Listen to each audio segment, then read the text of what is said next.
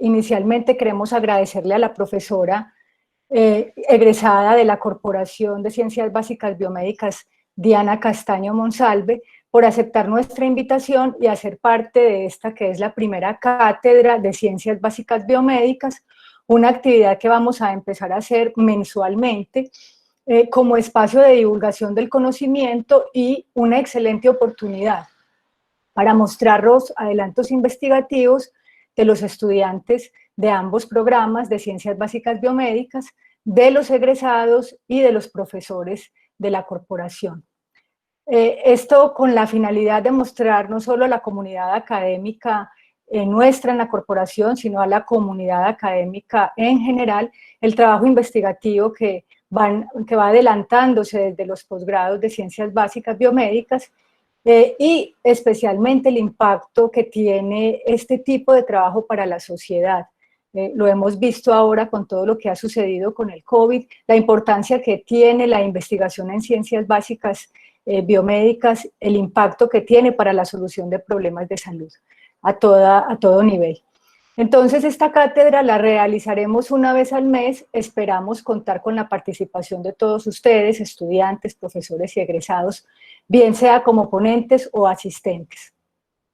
Para hoy entonces contamos en esta primera oportunidad de inauguración de la cátedra con la conferencia titulada Respuesta inmune a potenciales vacunas de RNA mensajero para SARS-CoV-2 a cargo de la profesora Diana Castaño Monsalve. La doctora Diana es egresada de los programas de maestría y doctorado de Ciencias Básicas Biomédicas, está adscrita como profesora a la Facultad de Medicina, es profesora de la Corporación de Ciencias Básicas y en la actualidad está como profesora visitante de la Universidad de Pensilvania, en la Universidad de Pensilvania. Hace parte en este momento de un grupo de investigadores que adelantan un estudio sobre la inmunogenicidad de dos versiones diferentes de vacunas de RNA mensajero con nucleócidos modificados. Ella está realizando este trabajo muy importante, ha trabajado todo el tiempo en su formación y ahora como profesora también en el grupo GISIC. Y pues hoy estamos muy contentos de tenerla porque es, además de una compañera egresada de la corporación, profesora de nuestra universidad. Nos dejamos entonces con la doctora Diana Castaño, a quien agradecemos nuevamente habernos acompañado en esta primera cátedra, compartir sus conocimientos con todos nosotros. Les recordamos que por favor deben permanecer con cámaras y micrófonos inhabilitados para que la conferencia se desarrolle de la mejor forma. Muchas gracias a todos. Buenos días a todos, mil gracias Eliana por la amable presentación. Voy a empezar compartiendo la pantalla y para esto, entonces, además les recomiendo que si en algún momento dejan de ver la presentación, pueden ir a los detalles de la reunión donde están las personas y dar clic en el pin que hay ahí para poder que sigan viendo la presentación durante todo el tiempo. Vamos a ver cómo nos va con esta compartiendo la pantalla.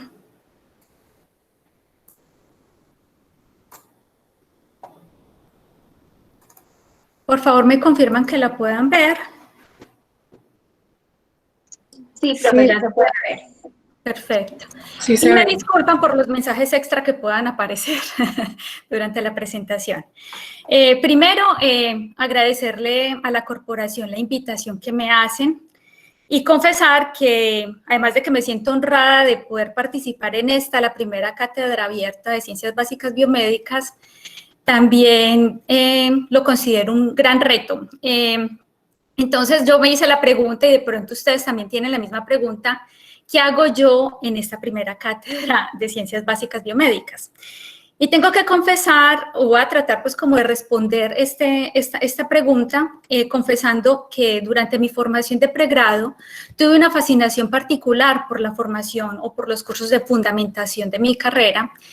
Y esto me llevó a tratar de buscar un poco más de conocimiento en esta área y de vincularme a grupos de investigación, inicialmente en el grupo de inmunodeficiencias primarias, trabajando con pacientes con este tipo de enfermedades, principalmente desde las deficiencias humorales. Con ellos también tuve la oportunidad entonces de realizar mi estudio de maestría en Ciencias Básicas Biomédicas con un énfasis particular en inmunología. Después de esto decidí, bueno, vamos a trabajar y estuve trabajando un tiempo en la unidad de citometría. Esto me permitió tener como una visión más amplia de los diferentes, digamos, proyectos y aplicaciones de la inmunología en estas ciencias biomédicas. Y además a un acercamiento particular con el profesor Mauricio Rojas, con quien decidí hacer mi formación doctoral en respuesta inmune a tuberculosis. Después de esa formación doctoral también al interior de la corporación, se me ofreció la posibilidad de continuar vinculada al grupo Inmunología Celular e Inmunogenética mediante una estancia, digamos, investigativa. Yo acá la llamo postdoctoral, entre comillas, porque en ese tiempo la figura de postdoc no era una figura muy bien definida ni al interior de la universidad ni en nuestro país. Pero al mismo tiempo que estuve haciendo esta formación doctoral, también logré vincularme un poco más a la parte administrativa de la Corporación Ciencias Básicas Biomédicas como coordinadora del programa de maestría. Todo eso me sirvió de plataforma, al igual que el hecho de haber participado en diferentes cursos de cátedra desde el 2004, contar con la experiencia necesaria para poderme presentar como profesora en la Facultad de Medicina, en una de las vacantes que se abrió en el área de inmunología y que, pues, gracias a Dios logré vincularme. Esto entonces me permitió empezar a desarrollar ya, digamos, una actividad investigativa más orientada a las enfermedades autoinmunes y a escribir diferentes proyectos que a la vez me permitieron esa vinculación como profesora en la Corporación de Ciencias Básicas Biomédicas, formando estudiantes de maestría y de doctorado. Entonces, como pueden ver, digamos que mi recorrido en las ciencias básicas, digamos, ya lleva un tiempo, y especialmente en mi énfasis y mi trabajo ha sido en diferentes áreas de la parte inmunológica. Llegó un momento entonces de mi vida ya profesional, después de alrededor de 5 años de haberme vinculado a la Facultad de Medicina, que sentí la necesidad de buscar, digamos, un proceso de alimentación o de realimentación por fuera de digamos, de nuestra alma mater. Y eso se dio al mismo tiempo de un llamado que estaba haciendo una necesidad que dio la universidad de internacionalizar, no solamente los programas de pregrado y posgrado, sino también las actividades o el eje misional de investigación. Debido a eso, entonces empecé a realizar contactos y hubo uno que se estableció y que ha sido muy productivo hasta el momento con la profesora Michela Lochi de la University of Pennsylvania o UPenn, en donde me encuentro en este momento, como lo mencionó Liana, como profesora visitante, realizando pues diferentes actividades investigativas. Por cosas de la vida, o sea, yo no vine a realizar aquí estudios de coronavirus, pero por cosas de la vida y por la situación coyuntural pues de este año, terminé realizando este tipo de trabajo evaluando, caracterizando algunos de estos candidatos a vacunas para COVID-19. Aprovecho entonces como este recuento breve que les realizo para hacerles como un llamado a los estudiantes, que veo que muchos de los que se conectaron son personas jóvenes que se han formado en esta área, a decirles que si bien ese recorrido no ha sido un recorrido fácil, ha tenido sus altibajos, uno de los componentes que ha permanecido ha sido el cambio.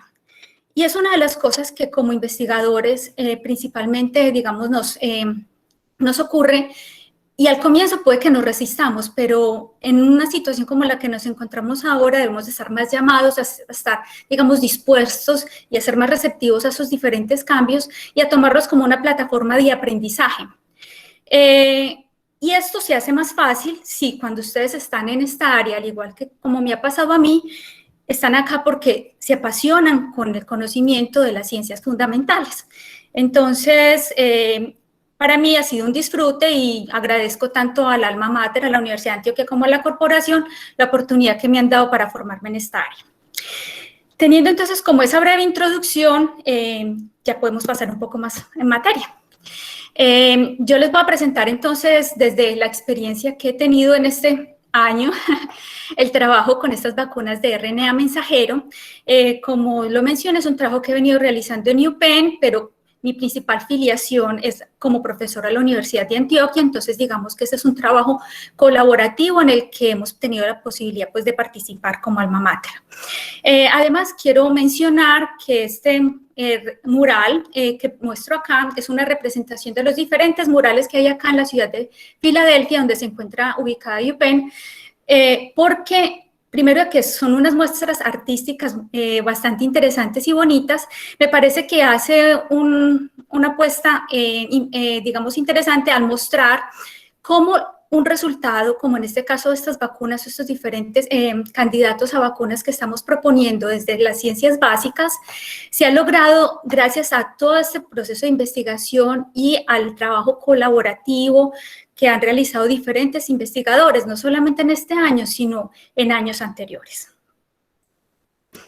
Tenemos entonces que el virus SARS-CoV-2 es el agente causal de la enfermedad COVID-19, la cual fue descrita por primera vez a finales del año pasado en Wuhan, China. Y este tipo de virus entonces se considera como parte de la familia de los Coronaviridae, y al igual que otros miembros de esta familia, este virus es un virus envuelto que contiene entonces un material genético que es de tipo RNA, de cadena sencilla y de polaridad positiva. Regálenme un segundo, yo voy a poner aquí el pointer.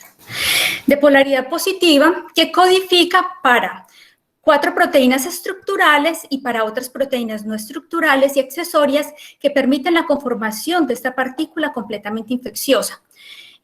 Referente a las componentes estructurales, estas proteínas como son la proteína de envoltura, la proteína de membrana, la nucleocápside y en especial la proteína spike, o en español sería la proteína espiga, yo la voy a seguir llamando proteína S, han llamado particularmente la atención para el desarrollo de estas vacunas. Vamos a hablar un poco más de esta última proteína. Esta proteína S, entonces, está principalmente involucrada en todos los procesos que tienen que ver con adhesión, internalización y fusión viral en las células blanco de este virus. Esta proteína está dividida en 2 subunidades. La subunidad 2 es más carboxiterminal y se encuentra principalmente involucrada en procesos de fusión viral, mientras que la subunidad S1 está, digamos, hacia la parte aminoterminal de la proteína y contiene 2 dominios. Uno que recibe un nombre pues, similar, como es el dominio aminoterminal, y otro denominado dominio de unión al receptor, que en este caso es el responsable directamente de la unión a la enzima convertidora angiotensina 2, que es el ligando que utiliza el virus para el ingreso a sus células blanco. Acá les muestro una representación de la estructura molecular de esta proteína S, en donde se resalta ese dominio de unión al receptor.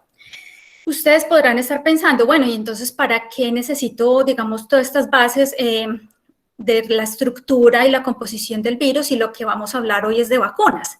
Y entonces es el primer llamado que les hago para que tengan en cuenta que todo este conocimiento de las ciencias básicas, desde la virología, por ejemplo, o desde el entendimiento de la respuesta inmune que puede estar induciendo este virus en nosotros, es esencial para poder que hagamos un buen diseño de vacunas que sean eficaces y seguras.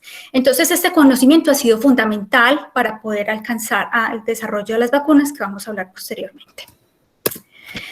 Y para hablar de vacunas, si bien yo no voy a hacer un contenido en extenso de los diferentes tipos de vacunas, sí me parece importante que ustedes tengan claridad que existen diferentes tecnologías que se han desarrollado a través de los años para lograr este tipo de conocimiento, este tipo de plataformas.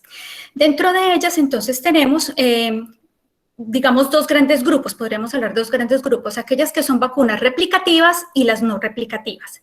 Dentro de las replicativas tenemos un ejemplo de aquellas que están conformadas por microorganismos que están vivos, pero que se encuentran atenuados o que no tienen una capacidad de virulencia y por lo tanto nos pueden conferir protección, más no causarnos enfermedad. Otro tipo de ejemplo de este tipo de vacunas replicativas son también aquellas que están basadas en vectores virales y vectores bacterianos, pero que expresan de forma recombinante componentes de otros microorganismos que sí son patogénicos y frente a los cuales queremos generar una respuesta específica. Dentro de los ejemplos de las vacunas que son consideradas no replicativas, las principales son, por ejemplo, aquellas conformadas por microorganismos completos, pero que se encuentran muertos o inactivados. Además, están aquellas en las que ya no se usa el microorganismo completo, sino que se utilizan segmentos o componentes de ese microorganismo, como son las de subunidades, que podrían estar compuestas, por ejemplo, de toxoides o también, por ejemplo, de proteínas completas, así como otros tipos de vacunas en los que se utilizan elementos más pequeños de estos microorganismos, como son péptidos sintéticos. Finalmente, dentro de este grupo de vacunas no replicativas, tenemos las vacunas de ácidos nucleicos y dentro de ellas hay de dos clases, aquellas basadas en DNA y las basadas en RNA. Y como ustedes ya saben por el título, vamos a centrarnos un poco más en las que tienen que ver con RNA. Entonces, a este punto ustedes se preguntarán, bueno, pero si ya se conocen tanto y se tienen tantas versiones y tantas potencialidades de vacunas, ¿por qué no tenemos en este momento una vacuna para SARS-CoV-2? Entonces, tenemos que reconocer que tenemos diferentes retos que superar para llegar a ese punto.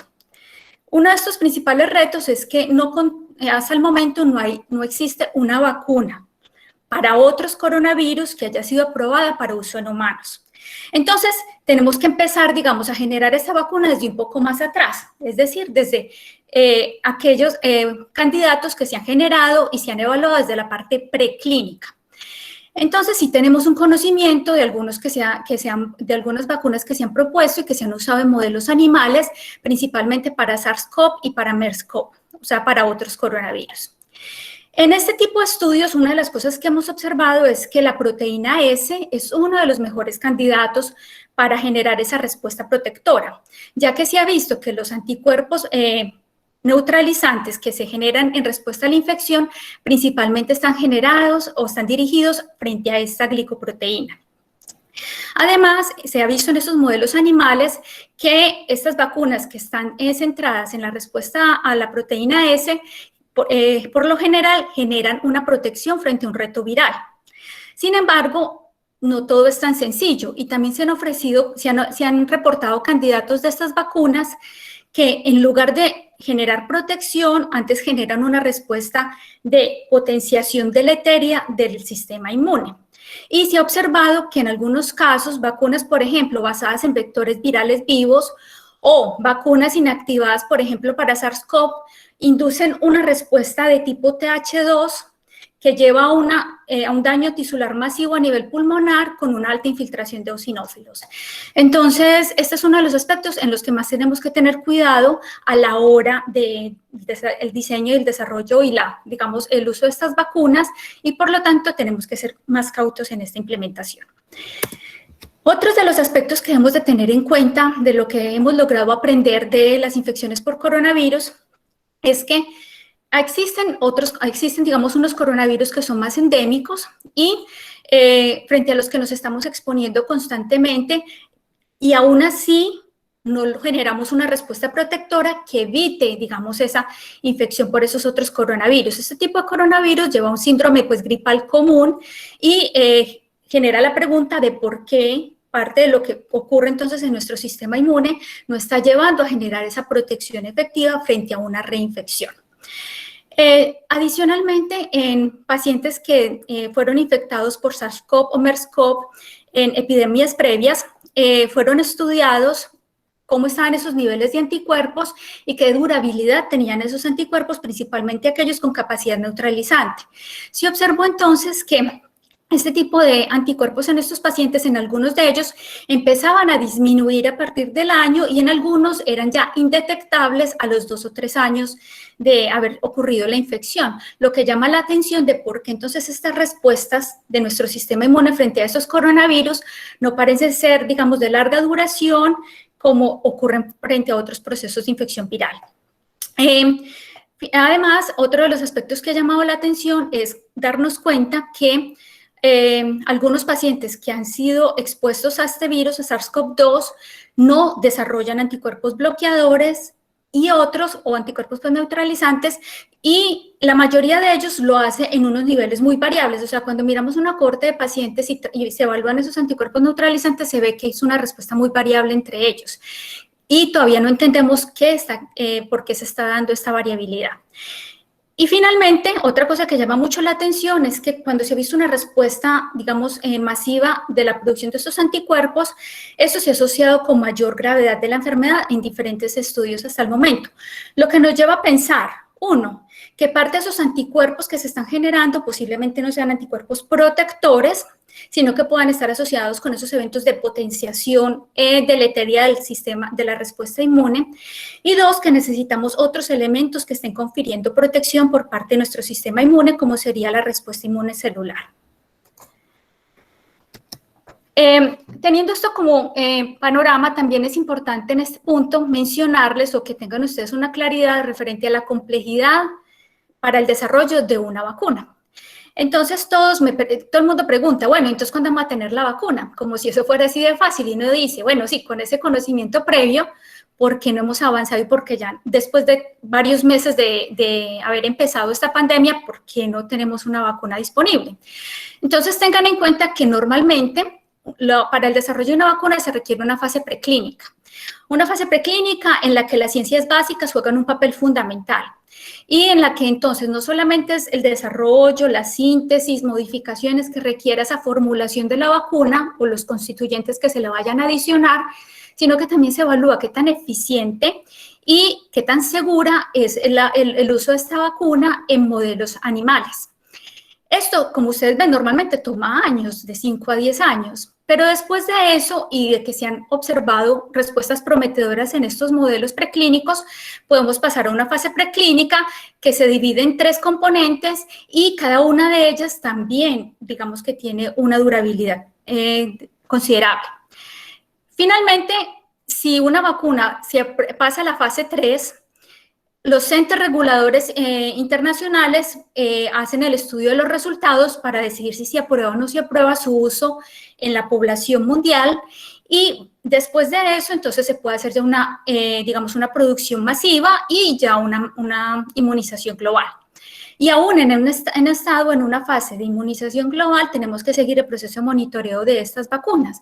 No por eso, entonces, que aprueban una vacuna que pase fase 3, quiere decir que va a seguir permaneciendo con la humanidad. Han existido vacunas que han tenido que ser retiradas cuando ya se encuentran en la fase 4, y eso podría pasar actualmente con el SARS-CoV-2.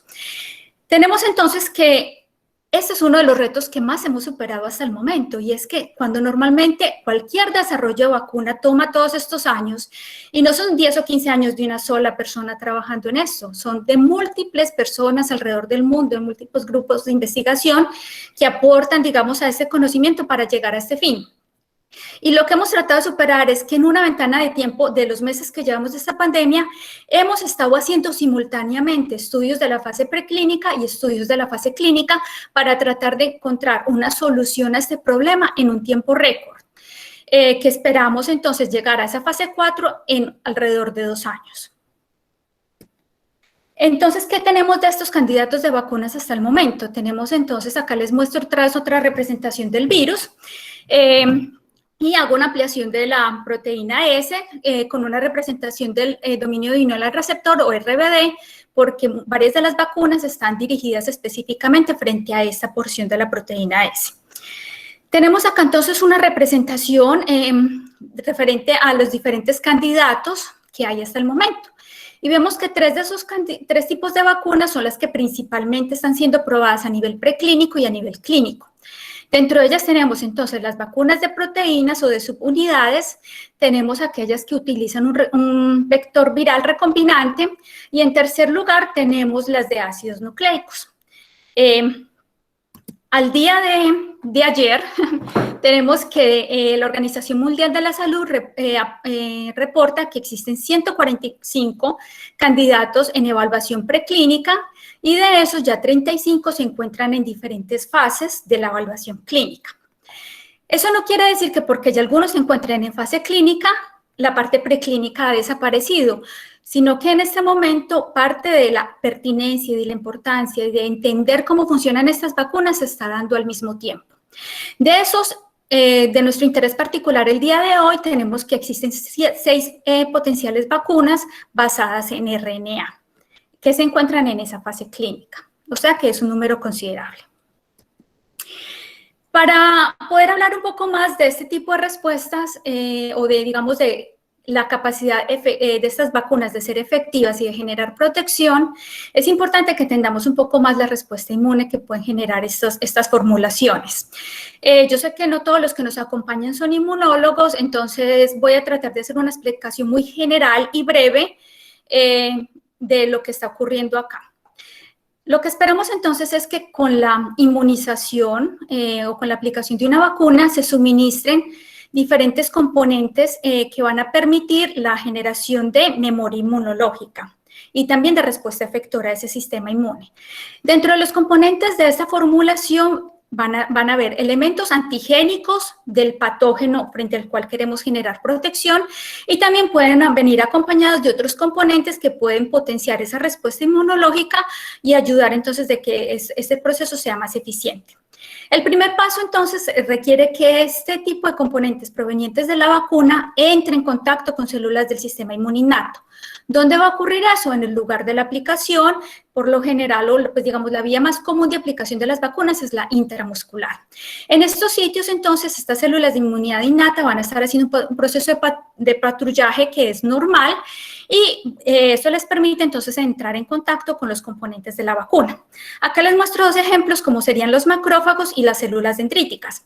Y son estas últimas las que principalmente juegan un papel esencial en inducir la activación de las células del sistema inmune adaptativo, ya que ellas, después de que logran internalizar, procesar y se logran activar en respuesta a estos componentes, pueden migrar a órganos linfoides secundarios, particularmente, por ejemplo, en el caso de las vacunas intramusculares, a los nódulos linfáticos regionales o los ganglios regionales, en donde van a ser las principales responsables de la activación de los linfocitos T. Recordemos que existen 2 clases de linfocitos T, los linfocitos TCD4 y los linfocitos TCD8. Parte de esos linfocitos CD4 que se activan van a ser esenciales para que se dé entonces también la activación de los linfocitos B, siendo estos últimos los principales responsables de la producción de los anticuerpos neutralizantes que les he venido mencionando y de lo que conocemos como respuesta inmune humoral. Por otro lado, también es importante entonces que estas células dendríticas lleven a la activación de células CD8 que van a tener la capacidad de destruir aquellas células infectadas. Finalmente, es importante tener claridad de que estas respuestas que se generan de memoria, también es importante que se generen células efectoras que sean capaces de producir unos niveles suficientes de anticuerpos que sean protectores para evitar un proceso de infección potencial cuando nos encontremos con el patógeno. Entonces, a este punto podríamos decir que cuando hablamos de eficacia de una vacuna, básicamente nos estamos refiriendo a qué inmunogenicidad, a qué capacidad tiene esa vacuna de activar todos estos componentes del sistema inmune. Y que un correlato de esa protección que pueda estar generando esa vacuna, por lo general está ligada a qué tan buena es para inducir células T y B de memoria, como células que pueden responder en un futuro al reto con estos patógenos, pero también de forma inmediata mediante la producción de esos anticuerpos neutralizantes que juegan un papel esencial principalmente en infecciones virales. Entonces, para yo hablarles un poquito ya de vacunas RNA, teniendo todo este contexto que les he presentado, es muy importante que yo les aclare que lo voy a hacer desde la experiencia que he tenido con estas vacunas, que como les digo es una experiencia limitada a lo que llevamos de este año. Este trabajo en el que he venido participando, como ustedes ven, es un trabajo con la colaboración de múltiples investigadores, no solamente de UPenn, sino también de otras instituciones aquí en los Estados Unidos, el cual fue coordinado por el investigador Norbert Pardin, que es experto en el diseño de vacunas RNA y ha participado previamente en el diseño de vacunas, por ejemplo, de esta plataforma para influenza y Zika. Y el trabajo que yo realicé acá lo hice desde el grupo de la profesora Michaela Losch. Tenemos entonces que una vacuna RNA pueden existir diferentes clases, pero las que más han mostrado, digamos, un potencial de uso en inmunización han sido aquellas que están basadas en RNA mensajero. ¿En qué consiste? Consiste en que suministremos, digamos, el mensaje o la secuencia de la proteína o del componente de nuestro patógeno de interés. En este caso serían componentes de esa proteína S.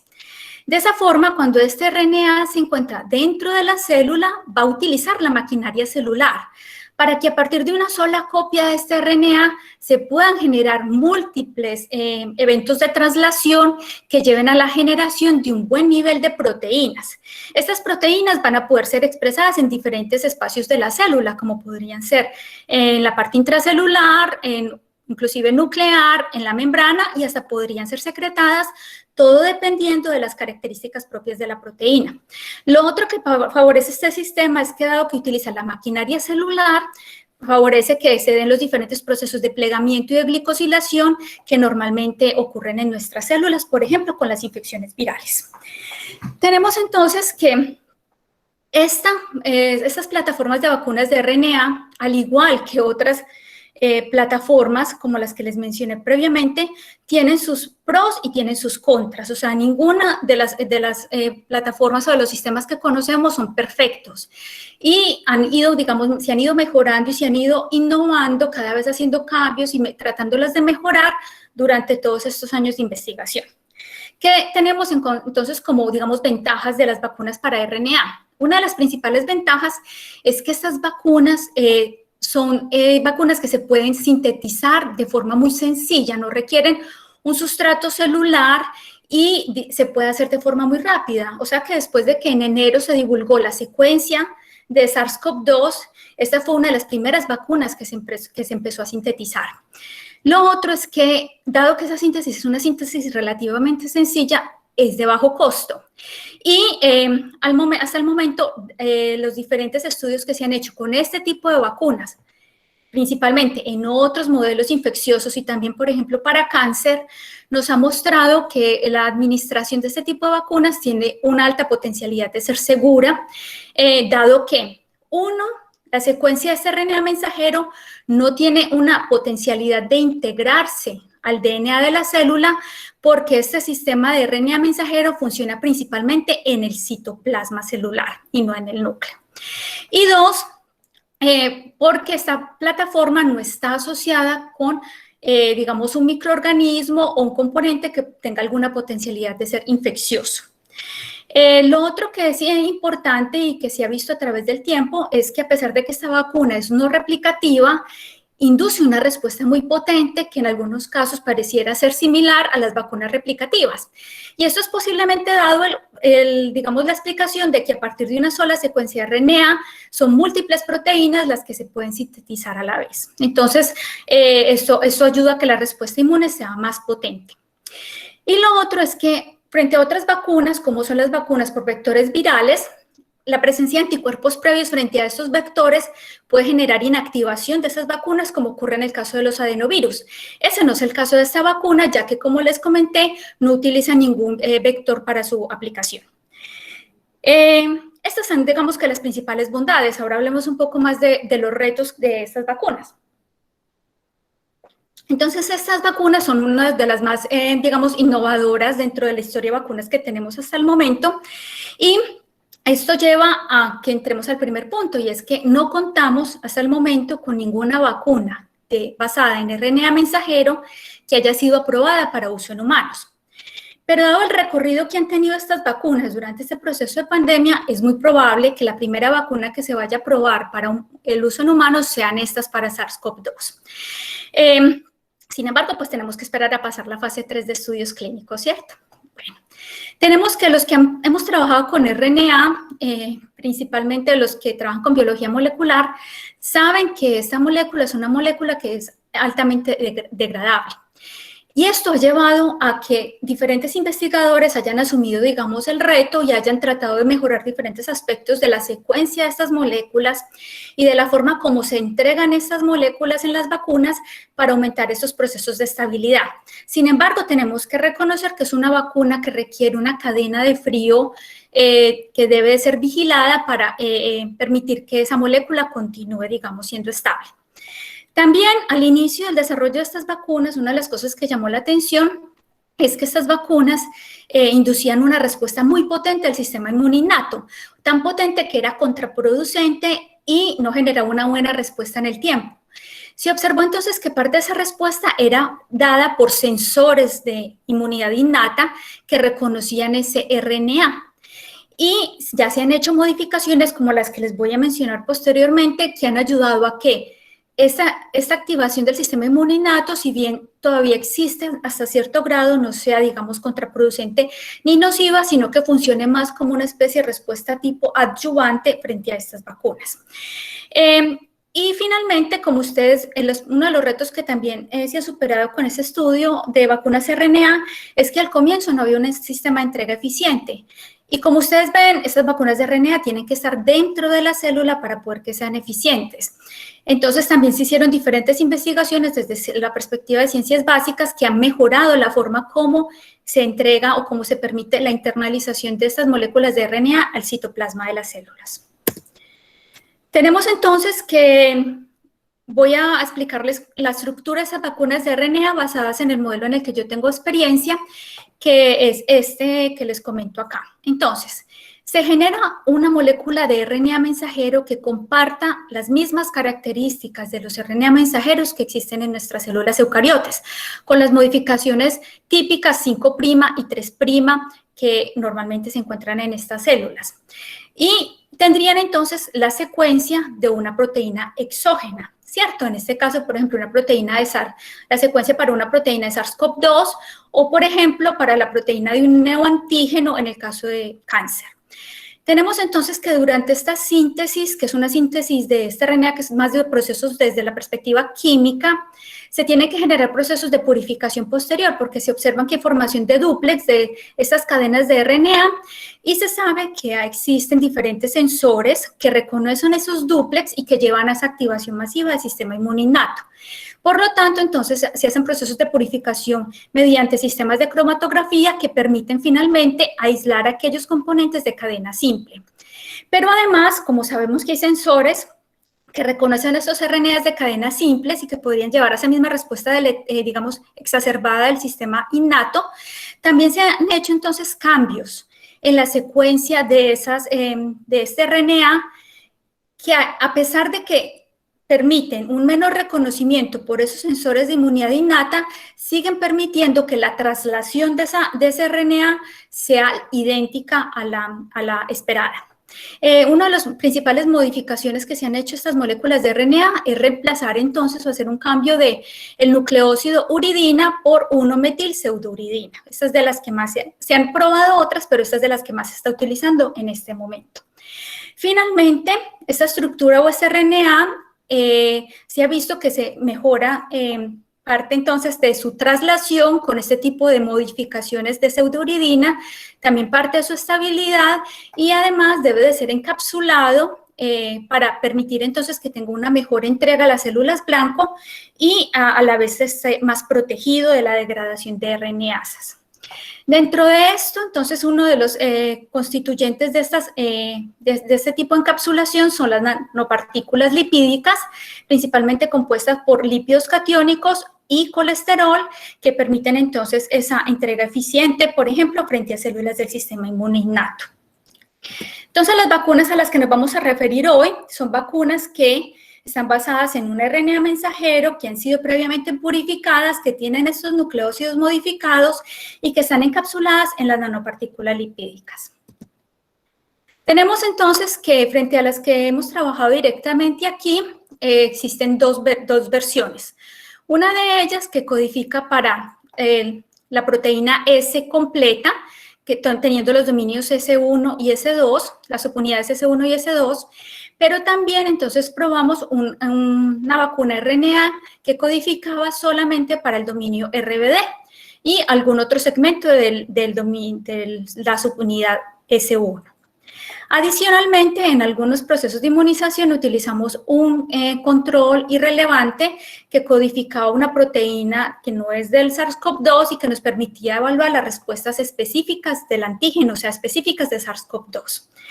El modelo que utilizamos es un modelo muy sencillo, en el cual entonces se inmunizaron ratones Balcé con estas dos diferentes vacunas, 30 microgramos de ellas a nivel intramuscular, y se evaluaron respuestas inmunológicas tanto tempranas como más tardías que están asociadas ya en ratones con respuestas de memoria. Dentro de lo primero que evaluamos en estos ratones fue ver cómo se daba la respuesta celular, específicamente mediada por linfocitos CD4 y CD8. Nuestro principal interés era caracterizar aquellas respuestas que fueran específicas de los antígenos con los que estábamos inmunizando. Y para poder garantizar esto, estas células provenientes tanto del vaso como de pulmones de estos ratones fueron cultivadas con mezclas de péptidos derivados de la proteína S del virus SARS-CoV-2. ¿Qué evaluamos en estos linfocitos, tanto CD8 como CD4? En primera instancia, la producción de citoquinas. Y logramos observar que en ambos casos, para ambas vacunas, se observa entonces un aumento significativo en estas células específicas de antígeno que logran producir en algunos casos solamente una de las citoquinas, 2 citoquinas o hasta son consideradas multifuncionales, y que el patrón de citoquinas que producen es principalmente un patrón TH1 que se ha asociado con un efecto protector en enfermedades virales. Tenemos además que se evaluó de forma adicional si se encontraban o se detectaban linfocitos CD8 con capacidad citotóxica por su importancia en los procesos de protección viral. Igualmente se observó ese aumento significativo en estas células específicas de antígeno, tanto en vaso como en pulmón. Es importante entonces finalmente resaltar 2 hallazgos. Uno, que la inmunización con la proteína completa generó entonces una mayor frecuencia de células que estaban siendo inducidas o que estaban siendo activadas, posiblemente porque estamos hablando de una proteína, digamos que es grande y que va a tener muchos más determinantes antigénicos que solamente el dominio de RBD. Pero además es importante observar que de forma llamativa logramos detectar una presencia importante de estas células a nivel del tejido pulmonar. Por lo tanto, esto nos llamó la atención porque estamos haciendo una inmunización intramuscular y decidimos entonces caracterizar esto un poquito más en detalle. Entonces, para entender si las células que estamos detectando a nivel pulmonar eran células que estaban presentes en la microvasculatura de estos órganos o si eran células que estaban infiltrando el parénquima pulmonar, antes del sacrificio de los ratones, unos minutos antes, se hizo entonces una aplicación intravenosa de un anticuerpo que era específico para el marcador panleucocitario CD45. Con esto entonces, aquellas células que fueran positivas para este anticuerpo eran células que se encontraban a nivel intravascular y aquellas que fueran negativas eran aquellas que se encontraban infiltrando ese parénquima del tejido. Tenemos entonces que de forma llamativa observamos que la principal detección de estas células fue presentes en el tejido pulmonar, tanto para el caso de CD8 como para CD4, y en este caso las respuestas se evaluaron mediante la inducción de marcadores de activación en estos linfocitos como el CD69, pero también dado a la presencia, digamos, de fenotipos asociados con una experiencia antigénica previa, que es un correlato que se asocia con procesos de generación de memoria inmunológica. Esto entonces nos estaba mostrando que las vacunas de RNA estaban generando entonces este tipo de respuesta inmune celular que se ha asociado con protección en otros modelos virales. Pero además queríamos saber cómo se encontraba la respuesta inmune humoral. Para eso, entonces, realizamos un estudio, no solamente, digamos, al inicio de respuesta temprana, sino también ya más a respuestas tardías, evaluando, por ejemplo, en esta primera fase, la presencia de anticuerpos IgG específicos para la proteína S de SARS-CoV-2. Esto se hizo para los 2 tipos de inmunización, incluyendo para el inmunógeno irrelevante, Y como ustedes observan acá, después de 4 semanas de inmunización, se alcanzan a detectar unos títulos significativos y con un aumento potente en estos ratones, y estos títulos se mantienen en el tiempo, como ustedes observan acá, a los 60 días de evaluación. Sin embargo, como les dije al comienzo, el hecho de que hayan anticuerpos no quiere decir que todos van a tener una funcionalidad adecuada. Entonces, para evaluar la calidad de esos anticuerpos, decidimos determinar qué tan eficientes eran en neutralizar el virus. Para esto se hicieron 2 tipos de ensayos, unos en los que se evaluó con un pseudovirus ese proceso de neutralización y otros en los que se utilizó un aislado clínico de SARS-CoV-2. En ambos casos se logró observar que esos anticuerpos que se estaban generando en respuesta a estas vacunas de RNA estaban induciendo unos niveles altos de estos anticuerpos neutralizantes y que esos niveles se conservaban en el tiempo, como ustedes observan acá, a las 9 semanas. Y esto se presentó para ambos tipos de vacunas. Dado que esta producción de anticuerpos está dada principalmente por los linfocitos B que se han diferenciado a células plasmáticas, el siguiente aspecto que decidimos evaluar en estos ratones era qué tanto se generaban esas células plasmáticas de larga vida, que son las que más se asocian con la producción de anticuerpos neutralizantes. Para eso, entonces, ya en un tiempo de memoria, decidimos entonces tomar médulas óseas de estos ratones y evaluar, digamos, la frecuencia, el número, de células secretoras de anticuerpos. En este caso les muestro solamente los resultados para IgG, pero nosotros evaluamos otros isotipos. Ustedes observan entonces que con ambas inmunizaciones se observó un aumento significativo en esas células secretoras de anticuerpos para IgG específicas, en este caso del antígeno RBD.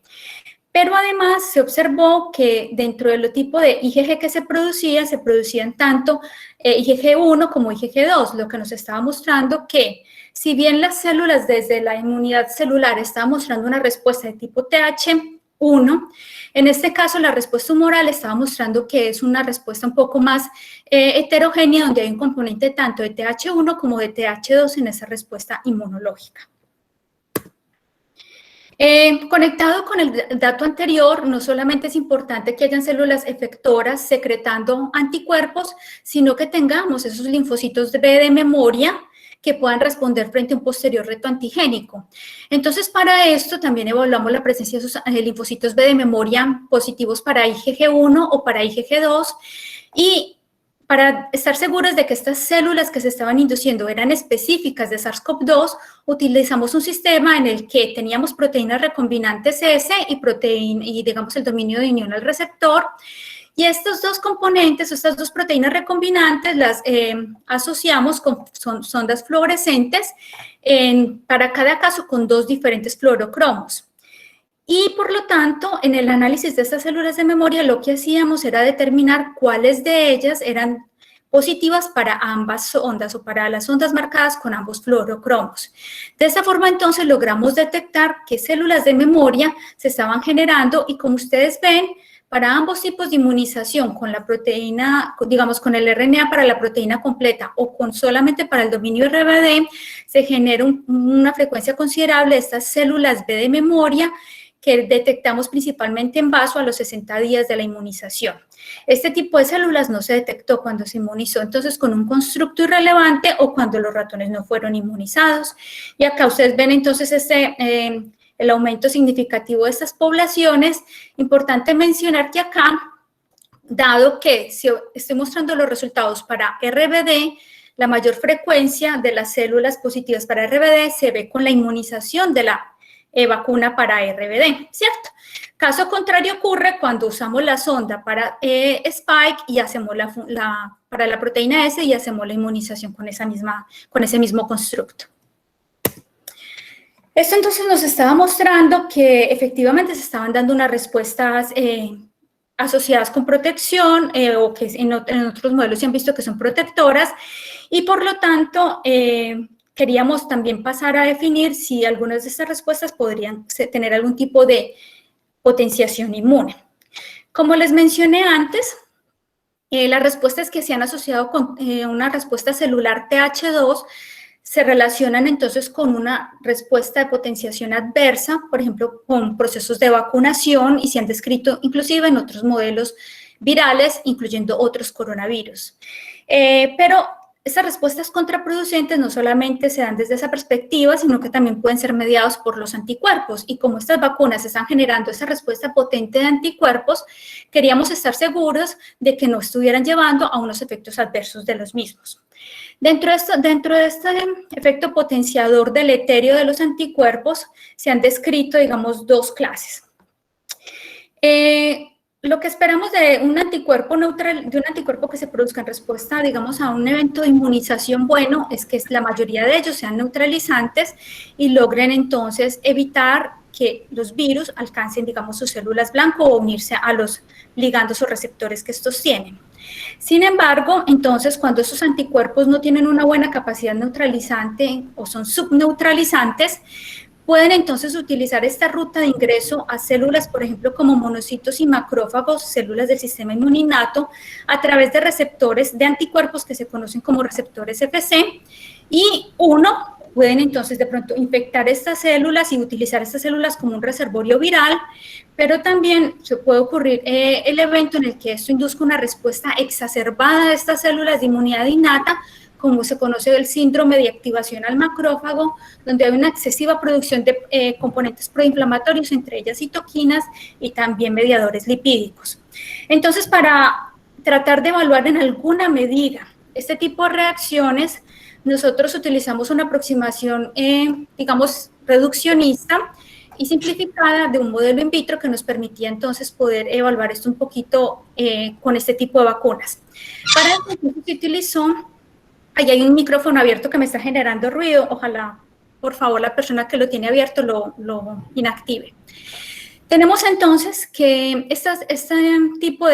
para este tipo de experimentos utilizamos una línea celular que estaba expresando el receptor para los anticuerpos, pero también lo hicimos en combinación, o sea, en presencia o ausencia de células que también estaban expresando el receptor viral. Y utilizamos entonces como modelo que es previamente descrito, que puede llevar a estos efectos ADE, utilizamos anticuerpos para Zika. Aquí ustedes observan entonces a la derecha que con este modelo celular, si hay anticuerpos subneutralizantes para Zika, este virus logra hacer un proceso de infección celular.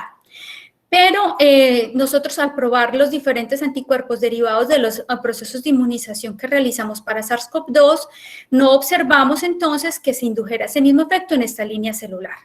Sin embargo, como les digo, esto es un proceso reduccionista que solamente nos da una idea si el virus pudiera utilizar esta vía como una ruta de ingreso para infectar otros blancos celulares. Sin embargo, no tuvimos la oportunidad en el estudio que estamos realizando acá de hacer esto in vivo en los ratones. La ventaja es que existen ya estudios publicados al respecto de otras personas que han hecho síntesis de vacunas de RNA y que se están utilizando en los modelos clínicos. Entonces, a este punto, antes de entrar a hablar de lo que han encontrado en esos otros estudios, es importante que tengamos claridad de que las vacunas la vacuna RNA que les he presentado hasta el momento tienen componentes muy similares y modificaciones muy similares a las que utilizan las dos, digamos, vacunas que les voy a presentar a continuación.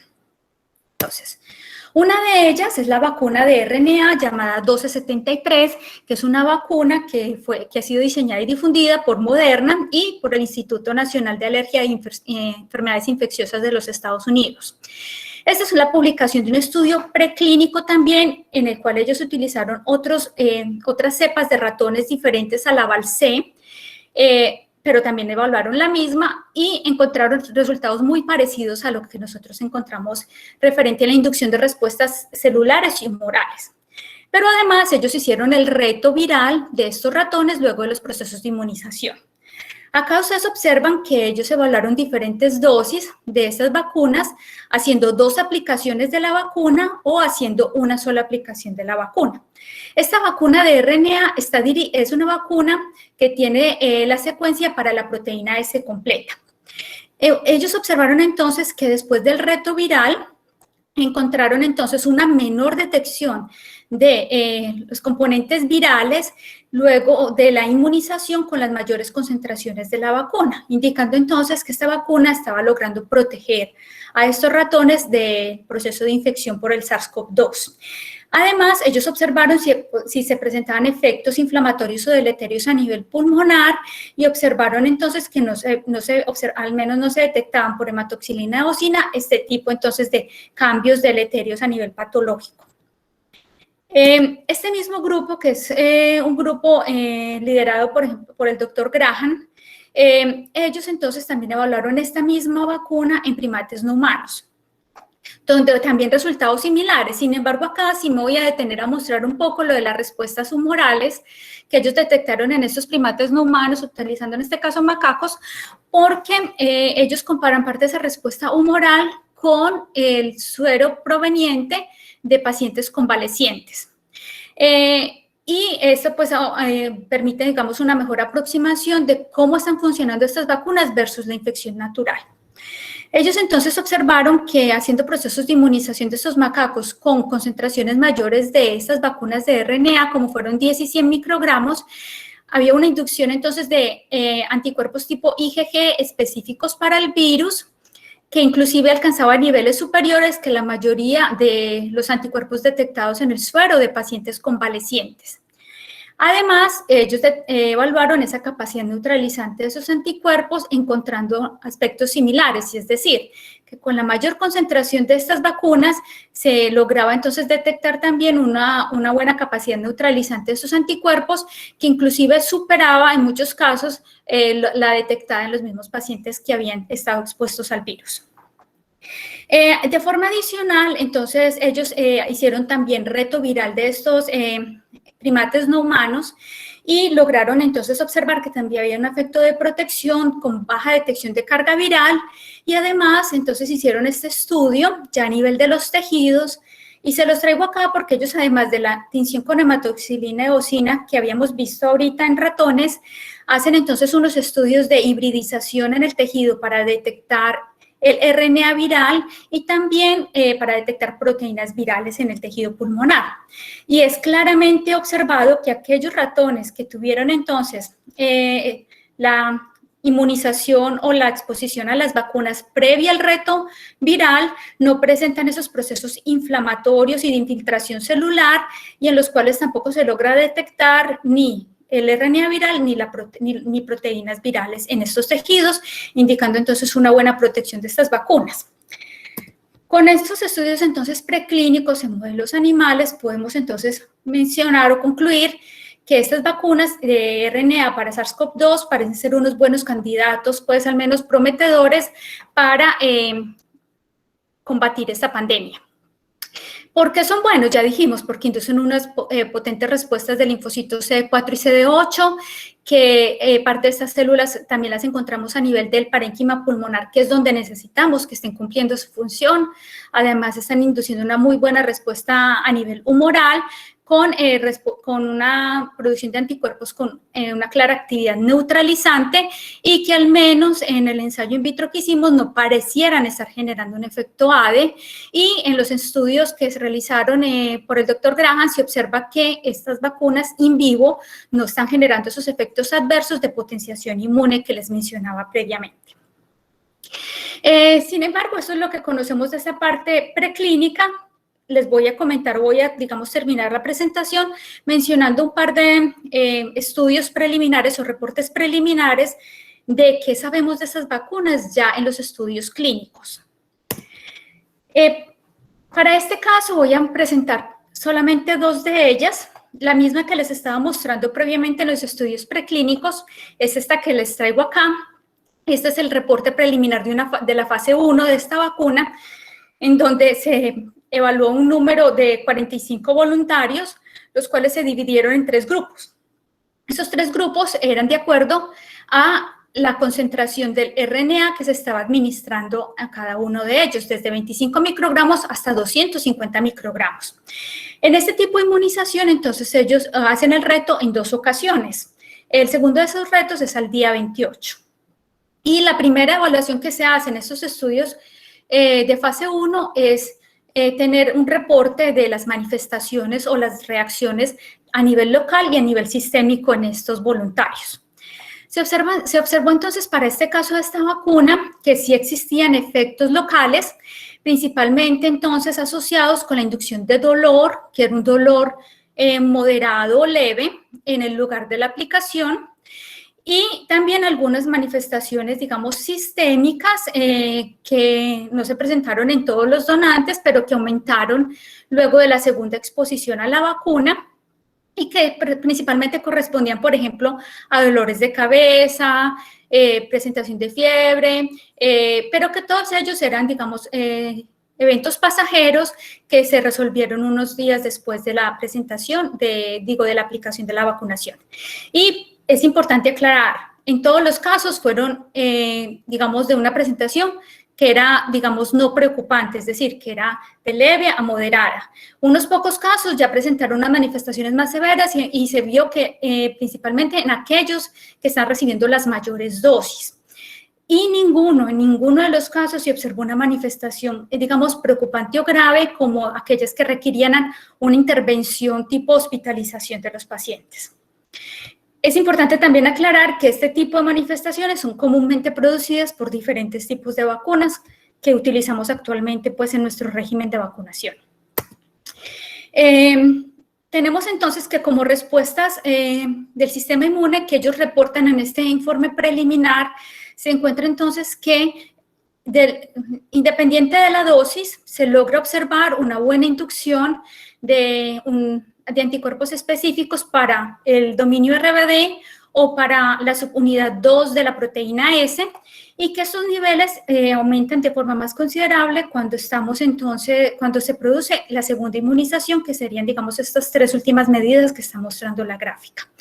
Y si ustedes observan esos niveles y lo comparan con los niveles detectados en el suero de los pacientes convalecientes, vemos que muchas veces estos niveles están alcanzando a ser superiores que la que presentan los pacientes. Y en el caso entonces de la capacidad neutralizante, en este caso se está observando que son las dosis mayores de 100 y 250 microgramos las que están llevando una mejor capacidad de neutralización por parte de estos anticuerpos, y que en muchos casos es mayor que algunos de los pacientes pues, que se logran detectar.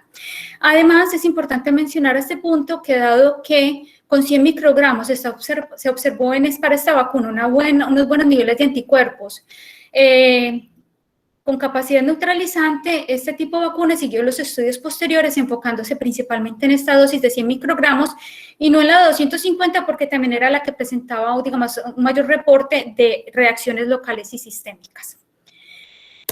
El otro candidato, digamos, que está también más adelantado en este momento, tanto el anterior como este están en este momento en fase 3 de evaluación, reportó este informe preliminar. En este caso ellos hicieron un estudio combinado fase 1 y fase 2, en el que hacen un reporte y encuentran unos hallazgos muy similares al anterior. También acá utilizaron 45 voluntarios. En ellos entonces también hicieron una división de acuerdo a la dosis, en este caso utilizaron 30 microgramos, y para estos individuos ellos hicieron un segundo reto con la vacuna, mientras que también tuvieron un grupo, que fue un grupo que recibió una sola dosis de la vacuna y era en una cantidad de 100 microgramos. Similar al anterior, la principal reacción o manifestación fue el dolor en el lugar de la aplicación, pero también se manifestaron eventos sistémicos, también de moderados a leves, donde también eran similares al anterior reporte: fiebre, dolor de cabeza, fatiga. Y en este caso no se vio un aumento tan claro, tan marcado en algunos de ellos con la segunda aplicación de la vacuna. En cuanto a la respuesta humoral, también se logró observar entonces un aumento significativo en los títulos de inmunoglobulinas o de anticuerpos IgG específico para el dominio RBD, cuando se utilizaban los modelos de 2 dosis, independiente de la concentración de la vacuna. Sin embargo, cuando se utilizó solamente el modelo de 100 microgramos con una sola aplicación, si bien se observó un aumento significativo en los títulos de estos anticuerpos, estaban por debajo de lo que se alcanzó con las 2 aplicaciones o con las 2 inmunizaciones. Además, en este caso particular, estos anticuerpos tuvieron una menor capacidad neutralizante comparado con aquellos individuos que sí recibieron las 2 dosis de las vacunas. Estos datos, entonces, en general, nos están mostrando que esos candidatos siguen siendo prometedores, digamos, para ser aprobados en su uso en humanos y, claro, tenemos que esperar los resultados de fase 3 para estar completamente seguros que tienen esa capacidad protectora y que podrían ser, digamos, usados para combatir la pandemia. Finalmente, quiero entonces agradecer pues, a las personas con las que he venido trabajando en este proyecto. Yo les comenté que muchos diferentes colaboradores participaron desde UPenn, pero otros también que fueron colaboradores externos, hicieron este trabajo posible. También agradecerle pues no solamente a UPenn y al el Instituto de Inmunología de acá, pues, por permitirme estar en esta institución, hacer este proceso, digamos, de entrenamiento, aprendizaje, la realización de estos contactos, sino especialmente a la Universidad de Antioquia, porque sin todo el apoyo que ella me ha dado, no hubiera logrado, pues, digamos, participar en este proceso. Acá les presento a Miquela Loshi, que es la profesora con la que he estado trabajando, y aprovecho al final para comentarles que tenemos entonces una vacante para hacer postdoctorado acá con Miquela. Estos son los correos, si le quieren les pueden escribir directamente a ella, también me pueden escribir a mí. Muchas gracias a todos entonces por la atención prestada y quedo dispuestas a las preguntas. Muchas gracias, profe. Vamos entonces a dar paso a las preguntas que tenemos en el chat. Bueno, profesora Diana, tenemos una pregunta de la profesora Blanca Ortiz, que inicialmente la saluda, la felicita por este trabajo tan importante, y ella pregunta si nos puede comentar con respecto a la noticia dada por la Organización Mundial de la Salud, con respecto a que un control, un individuo, tuvo una respuesta adversa a la vacuna de Oxford. ¿Se sabe a qué tipo de respuesta estaría respondiendo este individuo? La verdad, bueno, este tipo de vacuna es una vacuna basada en vector viral, en un adenovirus, y ellos suspendieron, digamos, la realización o la continuación del estudio clínico, al menos temporalmente, mientras que logran resolver bien a qué se debe este efecto adverso. Esa es la única vacuna en estudios clínicos que ha manifestado, digamos, un efecto de estos adversos que mencionaba de nivel 4, que son realmente preocupantes porque, digamos, son contraproducentes para el estado de salud del donante y que empiezan a afectar otros sistemas que no se espera. O sea, que haya una respuesta, digamos, por ejemplo, de fiebre, fatiga, es asociada con una manifestación o con una respuesta del sistema inmunológico. Pero cuando ya hay compromisos como el sistema nervioso central, digamos que ya son tipo de respuestas que no se esperan y que se consideran efectos adversos no deseados en este tipo de vacunación. Ellos estaban en estudio y hasta el momento tengo entendido que ya habían pues como el donante ya, perdón, el voluntario ya había como resuelto parte de su problema y me imagino que harán una publicación clara de qué estudios y qué análisis le hicieron al paciente en posteriores días para saber qué era lo que estaba pasando y poder que les dejen reanudar el estudio clínico. Bueno, profesora Diana. Tenemos otra pregunta del profesor Marcel Marín, dos preguntas realmente. Él dice que qué opina de la paradoja sudafricana, donde se esperaban muchos infectados y se está observando lo contrario. Esa es la primera. Listo. A ver, parte de lo que se ha visto de lo que estamos aprendiendo de los coronavirus, uno, que así SARS-CoV-2 sea un virus relativamente nuevo para los humanos, la exposición a coronavirus previos, digamos a coronavirus que son más endémicos, parece que puede generar o dar cierto tipo de protección. Esto todavía está en un nivel hipotético, pero ya se ha demostrado que células del sistema inmunadaptativo que son específicas, por ejemplo, para SARS-CoV-1, tienen reactividad cruzada con elementos de SARS-CoV-2. Esto podría entonces llevar a pensar que parte de los individuos que no desarrollan la infección o de las respuestas variadas que vemos a estos procesos de las vacunas puede verse aparte de esas células T que se generaron frente a otros coronavirus. Sin embargo, como les digo, todavía eso es parte de lo que estamos tratando de explicar. Pero además, parte de lo que se ha visto o de lo que se está proponiendo es que también dependiendo del reto frente a otros patógenos, incluyendo, por ejemplo, la inmunización previa con BCG, podría entonces generarse, digamos, una especie de reconocimiento cruzado también de algunos componentes de este tipo de virus que podría ayudar a protección. ¿A qué me refiero principalmente? Y parte de la hipótesis inmunológica que se está hablando es algo que se llama entrenamiento del sistema inmune innato. Históricamente, las respuestas de memoria del sistema inmune siempre se han ligado a linfocitos T y linfocitos B. Pero durante los últimos años nos hemos dado cuenta que la inmunidad innata, si bien no genera una memoria igual a la de los linfocitos, sí hace un proceso de cambio, digamos, en la forma como responde frente a los patógenos que hemos llamado entrenamiento inmunológico. Y es posible que parte de esa exposición a otros patógenos genere parte de ese entrenamiento inmunológico que hace que sean más eficientes a la hora de combatir o de evitar, digamos, un proceso infeccioso activo o sintomático o severo por parte de este virus. Bueno, profe, ¿y qué opina de la vacuna rusa? Me pregunta el profesor Marcel Marín. Ok.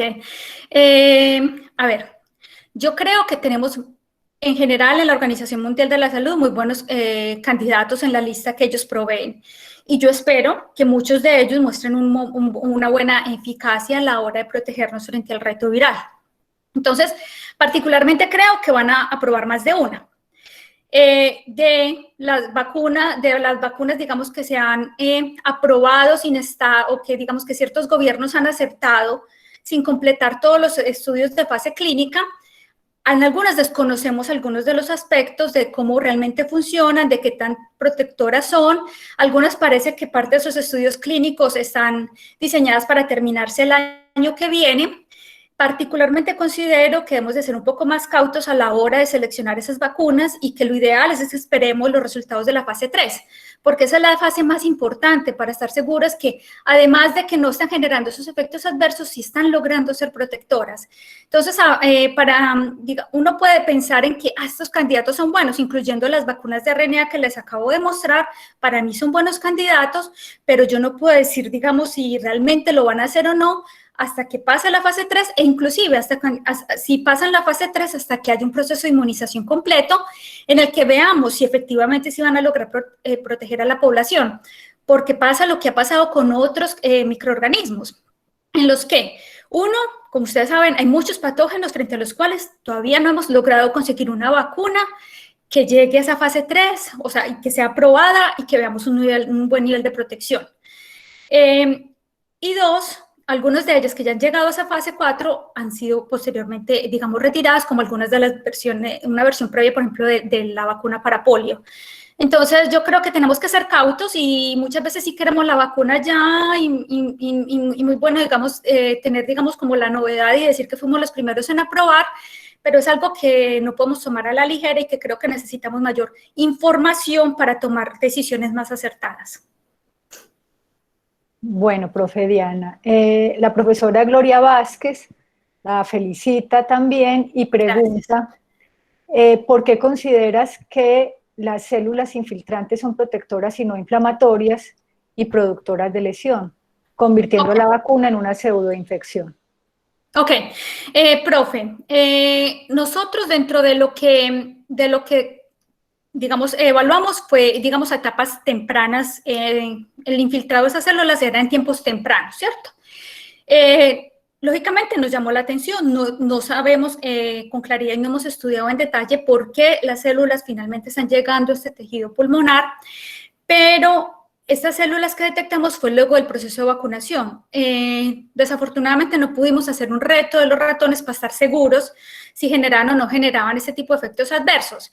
Sin embargo, como las plataformas, como les digo, son prácticamente las mismas, o sea, son muy similares en su composición a las vacunas que están en otros estudios, en esos otros estudios que yo mostré, se estaba viendo que no se estaba generando ese daño pulmonar. Entonces, por eso consideramos que posiblemente esas respuestas tempranas que estamos viendo se están más relacionadas a una activación de ese sistema inmune celular y que a futuro podrían ser protectoras y no que estén generando, digamos, un proceso deleterio por parte de, digamos, de la aplicación, como lo han mostrado los otros estudios. O sea, yo pienso que parte no podemos tomar solamente, digamos, la perspectiva de una de las vacunas, y yo creo que eso es parte de lo valioso que no solamente estos resultados los estamos replicando nosotros, sino que también los otros dos, las otras vacunas que se están estudiando están mostrando eventos similares con estudios independientes, incluyendo el proceso de síntesis y de generación de la formulación, que es lo que en este caso necesitamos, porque donde una sola persona muestre todo, no sabemos si realmente eso sí es reproducible o si está pasando. Entonces, sí, claro, nos faltó el reto, sí, nos faltó el reto, y la información que les mostré es de otros investigadores, pero igual nosotros hemos seguido como trabajando en esta parte, hemos tratado como de mejorar nuestro conocimiento de cómo funciona esta vacuna para generar estas respuestas protectoras. Bueno, perfecto, profesora Diana. Juan Camilo Arango pregunta si los liposomas tienen un blanco celular específico, se pueden fusionar con cualquier célula, y qué pasa si se fusionan con células que no están en una fase del ciclo de producción de proteínas. Bueno, entonces, este tipo de nanopartículas tiene, digamos, la potencialidad de poder fusionarse con diferentes células, no solamente con células del sistema inmune. Sin embargo, los estudios preclínicos en otros modelos, no en SARS-CoV-2, sino en otros modelos, han mostrado que las células que más son eficientes en fusionar ese tipo de nanopartículas son aquellas con alta capacidad endocítica, como son las células del sistema inmune innato.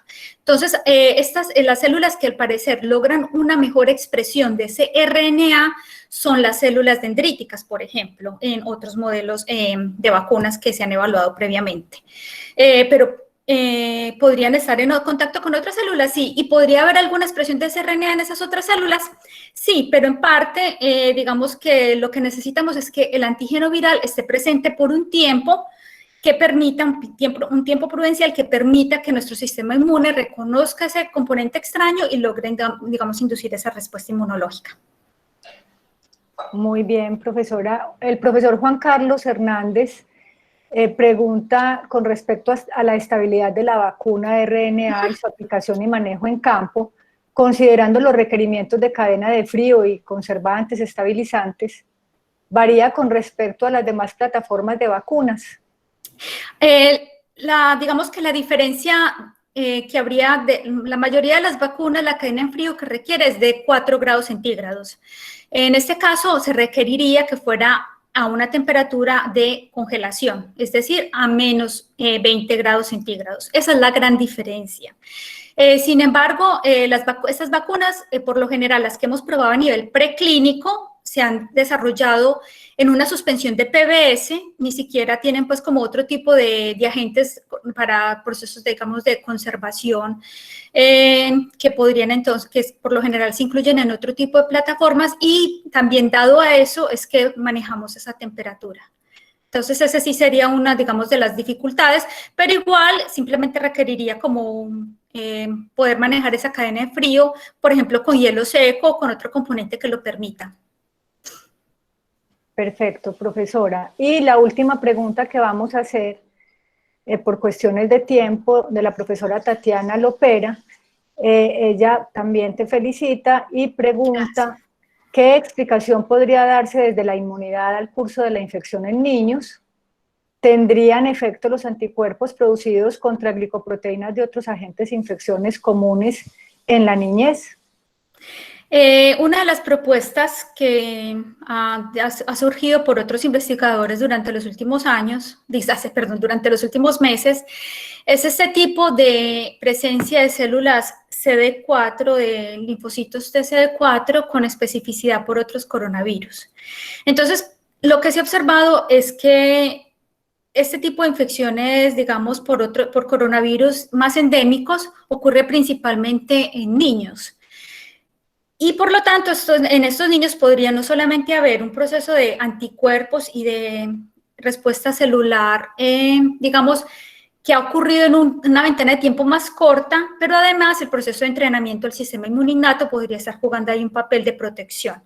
Entonces, digamos que son como las dos vertientes que se tiene, o sea, que posiblemente en los niños han estado expuestos más en una ventana de tiempo más próxima a otros coronavirus endémicos y eso ha llevado, digamos, a la presencia de estas células CD4 con capacidad, de cross-reacción, o también por entrenamiento del sistema inmune innato, que permite entonces una respuesta más eficiente de aclaramiento viral.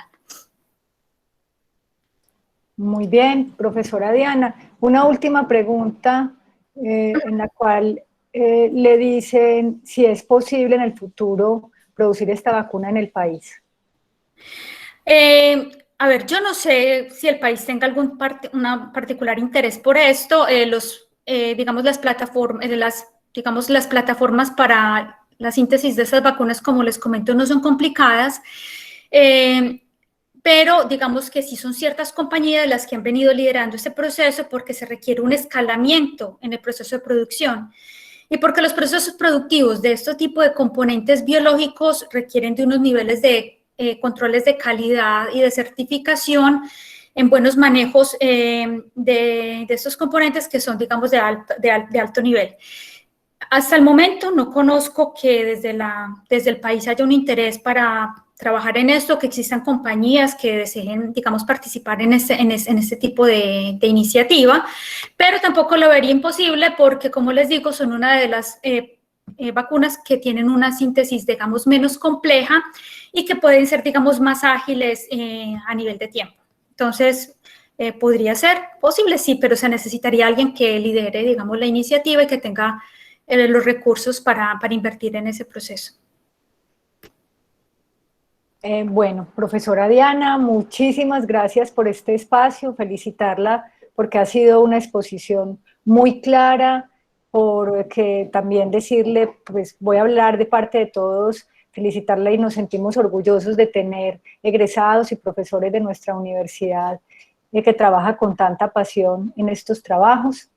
Y quería también recordarles a todos los que están conectados que próximamente, el 24 de septiembre a las 4:30, vamos a tener un conversatorio ya más abierto a la comunidad académica en general de la universidad sobre vacunas, sobre el proceso para construcción de las mismas, sobre todos los procesos que hay que hacer para llevarlas desde el laboratorio a políticas de salud pública y demás, por expertos. Entonces, pues estaremos también enviándoles la información. Muchísimas gracias de nuevo a la profesora Diana, a todos ustedes por estar presentes en esta primera cátedra de la corporación, cátedra abierta que vamos a seguir realizando cada mes con el fin de que todos ustedes, estudiantes, profesores, egresados, puedan tener espacio para comunicar avances que se están haciendo en las investigaciones en ciencias básicas biomédicas. Eliana, muchísimas, bueno, perdóname que te interrumpa. No, quería darte a ti también las gracias por la invitación, pues a compartir lo que hemos estado realizando, y de verdad que ha sido pues un gusto poder estar aquí con ustedes y participar en eventos nuevamente de la corporación, porque como llevo un tiempo acá, está un poquito, digamos, como alejada de los procesos, pero de verdad que me alegra mucho volver como a establecer este contacto. Muchísimas gracias a todos por la atención y por todo. Y bueno, y como Diana dijo en un principio, Diana ha estado en la Corporación de Ciencias Básicas de muchas maneras, profesora en la parte administrativa, es egresada, entonces es un orgullo para la corporación y eso es lo que debemos fomentar, que todos los que hemos hecho parte de alguna forma estemos activos en este tipo de propuestas. Quería responder algo a un estudiante que nos dice dónde va a estar la conferencia disponible. Nosotros, después de hablar con la profesora Diana, pues ya entonces miraremos si se pone en el canal de YouTube de la corporación y se les comparte a ustedes el enlace en redes y demás. Pero primero entonces hablamos con la profesora Diana para ver si es posible hacer esta divulgación y ya se les estará mandando entonces a ustedes. Muchísimas gracias de nuevo a todos. Los esperamos entonces en las próximas actividades. Gracias. Hasta luego. Feliz día para todos. Chao.